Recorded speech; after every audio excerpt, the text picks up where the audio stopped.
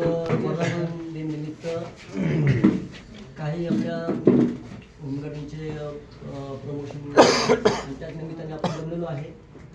संबंधित आपले उपस्थित समावेशक अधिकारी, उपस्थित महिला वर्ग,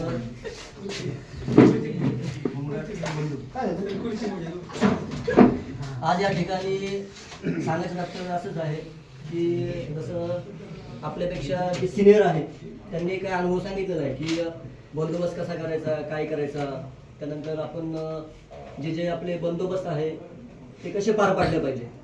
की 3 दिवस बंदोबस्त असतात किंवा 2 दिवस असतात किंवा 5 दिवस 10 दिवस, पण आपली उपस्थिती तिथं कायम दाखवली पाहिजे. कारण की कसं आहे की संबंधित आपण कुठे काम करायला गेलो तर त्या ठिकाणी 200 रुपये रोज असो किंवा 300 रुपये असो तो आपल्याला लवकर मिळत नाही. जसं साहेब बोललेच, तर या माध्यमातून कसं आहे की शासनाने आपल्याला 1283 रुपये रोज दिलेला आहे. तर आपली ड्युटी आणि आपला युनिफॉर्म हा कसा असला पाहिजे आणि आपण ड्युटी कशी केली पाहिजे. त्यामुळं आपण जेव्हा फोन टाकतो ग्रुपवरती नाव, सहक्रमांक आणि दिनांक, म्हणजे कमीत कमी ते तरी समजेल की त्या तारखेला तुम्ही हजर होते का नाही. काय होतं, काही संबंधित होमगार्ड काय ड्युटी करतात पण काही करत नाही. हा पण खूप मोठा प्रश्न आहे. काय होतं, आपण बंदोबस्त करतो आणि संबंधित जे काही व्यक्ती ते बंदोबस्तीची आढावा करतात, ऍडजस्टमेंट करा, हे करा, ते करा, ते करा. मग आपण एवढं 50 किलोमीटर किंवा 40 किलोमीटर पेट्रोल घालून करतो कशासाठी, पोटासाठी. फक्त की इमानदारी जे काय ही खाकी आहे, आपला युनिफॉर्म, आपलं वर्तणूक, तुमचं असलेलं जे पण काही टापटीपणा हा फार गरजेचा. तुमची वर्दी अशी ढगळी असली, पट्ट्याला ढिल्ला असला तर समोरचा पोलीस म्हणत हे ती पाण्याची बॉटल आणला, हे करता. आपण असं करायचं नाही की पोलिसांच्या पुढं नाही. पोलीस बोलला पाहिजे बाबा हा चांगला पोरगा आहे, याची पर्सनॅलिटी चांगली, हा बंदोबस्त करतो, तू तिकडे जात पॉईंटवर. त्यांनी असं बोललं पाहिजे. आपण पुढं करणार, साहेब माझी ड्युटी इथे लावा, तसं नाही करायचं. आपण व्यवस्थित राहा स्ट्रिक मध्ये, तेव्हा तुमच्या खातेवर्दीला मानपान राहील. आणि दुसरी गोष्ट अशी आहे की जसे एखादी प्रश्न मांडला आहे की बाबा नवीन होमगार्ड स्वतःला पोलीस समजतात वगैरे वगैरे. आपण होमगार्ड आहोत, आपण होमगार्ड. आणि दुसरी गोष्ट अशी आहे की असं नाही की मी जॅकेट घातलं मी पोलीस आहे. आपण होमगार्डच आहे. ही काळ्या दगडाची रेष आहे.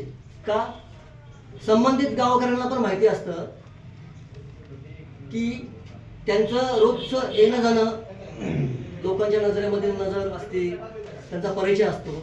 आपण जरी आलो, आपण जॅकेट घातलं, त्याला माहिती आहे हा होमगार्ड आहे. पण आपण आपली होमगार्ड हे आपण लपवायचं नाही.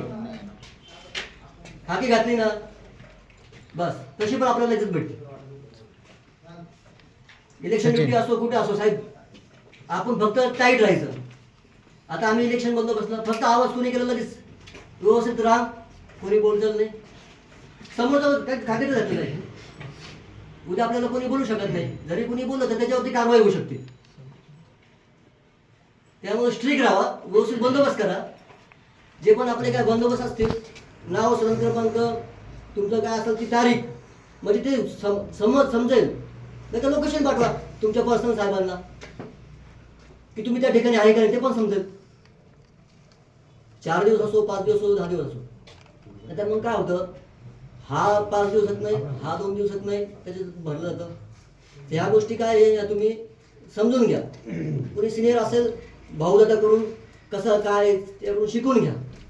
काय नवीन मुलांना काही गोष्टी काही माहिती नसतात. आता आमच्या टायमाला आम्हाला रियाज भाई हर वेळेस सांगायचे हे असं नाही, असं असायचं, तसं नाही, तसं असायचं. हर वेळेस प्रॉब्लेम म्हणजे त्यांचं आम्हाला ऑर्गनायझेशन असतं. आम्ही सेंट्रल जेलला बंदोबस्त केला. त्यांनी 1 दिवसामध्ये तिथलं हालचाल बघितली, नाही बाबा इथं जरा सांभाळून राहावं, हे असं चुकीचं इथं घडणार आहे.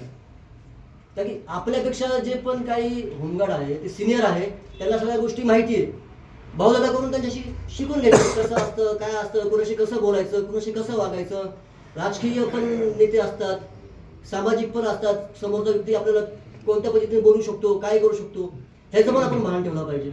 आजकाल सोशल मीडियाचं हे आहे, व्हॉट्सअपला व्हिडिओ काढला, हे काढलं, ते काढलं, ते ताबडतोब आपलं व्हायरल होऊ शकतं. ह्या पण गोष्टी आहेत. त्याच्यामुळं बंदोबस्त करत असाल तर एकदम व्यवस्थित करा आणि टापटेप ठेवा ड्रेसमध्ये. आपला जो युनिफॉर्म आहे, आपला लोगो आहे, तो प्रॉपर ठेवा. या सगळ्या गोष्टी आहेत. बाकीचं मी इथेच थांबतो. जय हिंद.